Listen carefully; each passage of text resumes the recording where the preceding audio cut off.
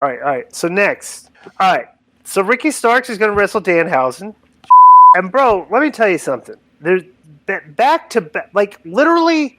Okay, Danhausen has personality, but his gimmick is goofy and it's corny and it's ridiculous.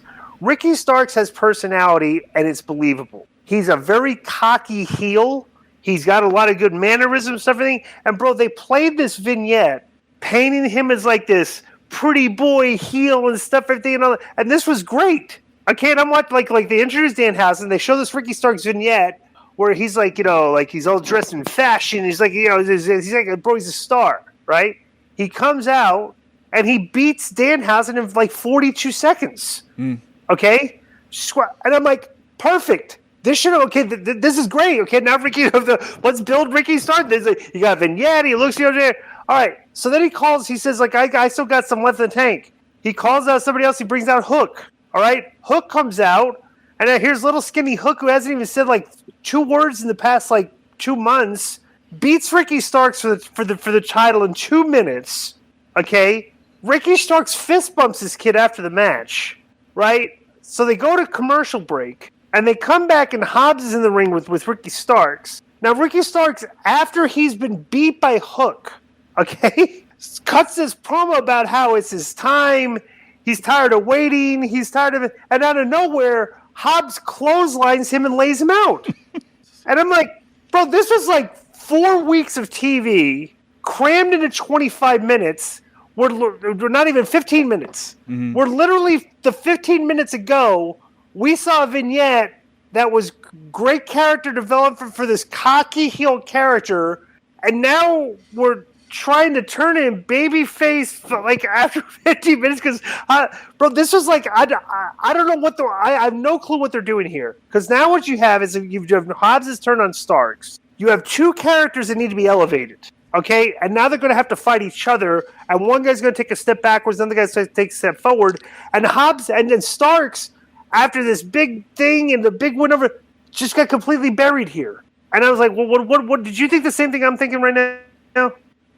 Well, let me just start from the beginning. I thought that as over as Danhausen is with the fans, as much as time as they give him a lot of TV time. Right. They buried him real quick. And which probably for the best, because as I said, I've never seen Danhausen in a good match. He doesn't look like he knows how to work. Leads me to believe then they probably maybe like he doesn't take turnbuckles good. It just doesn't look athletic at all. Yeah. So and the other thing that I was thinking was, wow, you can only imagine what a big thrill must have been for Taz, who came up with this title, and now his son has it. You know, and he's commentating while they're doing it. The crowd loves Hook. I thought this was way too quick to do what they did with Hook and Ricky Starks. I thought he beat him way too quick also.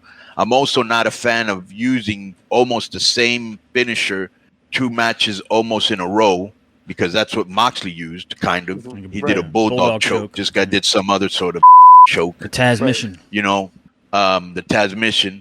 I thought Starks cut a great promo. My time is now, and he and babyface Papa's like, where are they going with this? And I was very surprised. I'm very rarely surprised when what's this guy's name? Hobbs hit him from behind. And I almost feel like they're hot-shotting, almost like they did with Luchasaurus. They're just trying to get something to get a buzz, Right. And so now we're going to see how they get their way out of this. But they did turn him face, and you make a good point. Somebody's got to get, unless Hobbs and Starks are elevated in this feud, it's not a good way for them to be feuding right now. One guy has to go over this feud, and it's, bro. I'm telling you right Starks. Now that they took.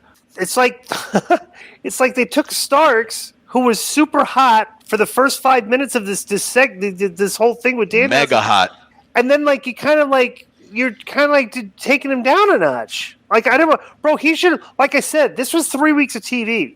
Okay, Hook should have come out. Stark should have done the exact same thing he did last week and say, okay, next week. I just think they're hot-shotting, Glenn. Right, they are. They want to get a buzz. They want to get people talking. They want to, because the ratings have been going down.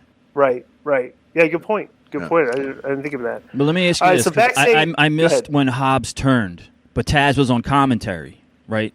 So nobody had any clue. He hit him out of nowhere. And Taz didn't say yeah, he's a glory hound. That's what he gets, or something. You know, like he didn't explain it. Because that's weird. Nobody there was no way anybody could have had any explanation for why Hobbs did what he did at the time he did it, because like it just came completely out of nowhere. Mm-hmm. After he was standing next to him and rubbing his shoulder, hey, then all of a sudden he just clotheslined him. Like, yeah, whatever. So we'll find out. But it's like, I don't know. Like I said, it did pop me. It did pop me because I did not expect that. Right, me too. But this was weird storytelling because I'm going like, like I was popping for the Ricky Starks vignette 10 minutes before. Right. You know? But so far the show's been good. It's been good. Way better than usual. Yeah.